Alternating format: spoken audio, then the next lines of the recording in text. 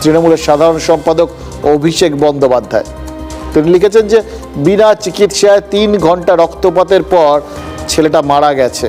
ডাক্তারদের আন্দোলনের কারণেই ছেলেটা চিকিৎসাটা পায়নি বলে তিনি তো খুব স্পষ্ট ভাষায় লিখে দিয়েছেন। আর আরও স্পষ্টভাবে, মানে একদম বোল্ড লেটারে লিখে দিয়েছেন, অবহেলায় রোগীর মৃত্যু হলে সেটা অনিচ্ছাকৃত খুনের শামিল।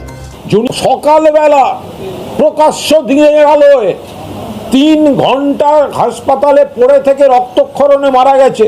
কেন তখন জুনিয়র ডাক্তাররা কর্মবিরতির মঞ্চ থেকে উঠে সেই নজির রাখলেন না যে আমরা তার প্রাণটা বাঁচাতে চাইছি, প্রাণটা বাঁচাচ্ছি?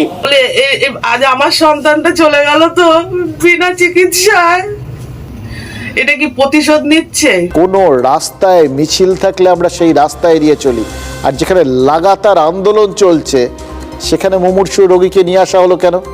ওই যুবককে তো প্রথমে শ্রীরামপুর ওয়ালস হাসপাতালে নিয়ে যাওয়া হয়, সেখান থেকে এমন কোনো হাসপাতালে কেন পাঠানো হলো যেখানে আন্দোলন চলছে? আমরা খোঁজ করতে গেছিলাম ওই শ্রীরামপুরের ওয়ালস হাসপাতালে, সেখানকার মেডিকেল সুপার জানিয়েছেন তারা আরজিকর নয়, কলকাতা মেডিকেল কলেজে রোগীকে রেফার করেছিলেন। কিন্তু কোন্নগর পুরসভার অ্যাম্বুলেন্স ওই মরণাপন্ন রোগীকে আরজিকর হাসপাতালে নিয়ে চলে যায়। ডিপার্টমেন্টের তরফ থেকে কিছু বলতে আমাকে বারণ করা হয়েছে। আমাদের দেখুন, আমাদের রেফারাল ইউনিট হচ্ছে মেডিকেল কলেজ কলকাতা। এনি নয়, মেডিকেল কলেজ কলকাতা। ঠিক আছে, সেটাই বলা হয়েছিল। এবার যে অ্যাম্বুলেন্সের ড্রাইভার সে আরজি করে নিয়ে চলে যায়, মানে সেটা সে অ্যাম্বুলেন্সের ড্রাইভার আবার এবার শ্রীরামপুরেরও নয়, সে হচ্ছে কোন্নগর মিউনিসিপ্যালিটির একটা অ্যাম্বুলেন্সের ড্রাইভার। আন্দোলন চললেও চিকিৎসা পরিষেবা বন্ধ হয়ে যায়নি, তাহলে কেন বিনা চিকিৎসা একজন যুবককে মরতে হবে? এই প্রশ্নটা করতে গিয়ে কিন্তু আমরা পাল্টা প্রশ্নের মুখে পড়েছি, জানেন তো। তারা পাল্টা জিজ্ঞেস করছেন, কে বলেছে চিকিৎসা হয়নি? আহত যুবকের কি কি চিকিৎসা হয়েছে তার রেকর্ডের নথি আমাদের হাতে তুলে দিয়েছেন, তাতে পুলিশের স্ট্যাম্পও মারা রয়েছে। মানে বিক্রম ভট্টাচার্য যিনি মারা গেছেন তার ট্রিটমেন্ট অন্য অ্যাঙ্গেল থেকে দেখুন।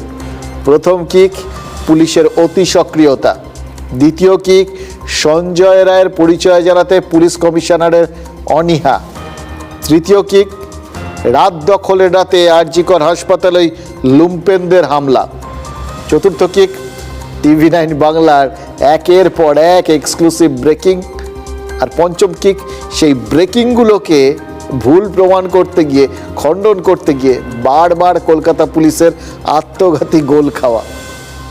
আর এই সর্বশেষ কিক আরজিকরে বিক্রম ভট্টাচার্যের মর্মান্তিক মৃত্যু নিয়ে কাল থেকে যেটা হলো সেটা।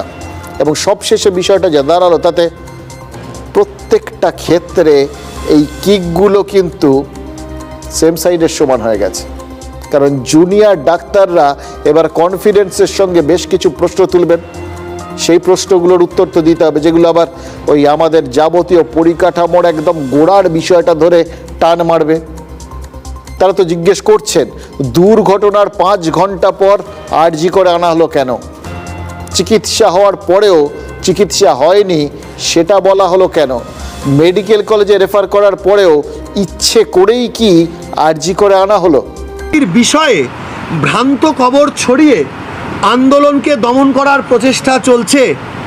সাধারণ মানুষকে বিভ্রান্ত করে রোগী ও স্বাস্থ্যকর্মী সকলের জন্য সুরক্ষিত হাসপাতালের দাবিতে আন্দোলনরত জুনিয়র ডাক্তারদের বিরুদ্ধে রোগীদের মধ্যে মিথ্যা প্রচার করে আমাদের আন্দোলনকে ভেঙে দেওয়ার এই রকম ঘৃণ্য প্রচেষ্টাকে আমরা তীব্র নিন্দা জানাই।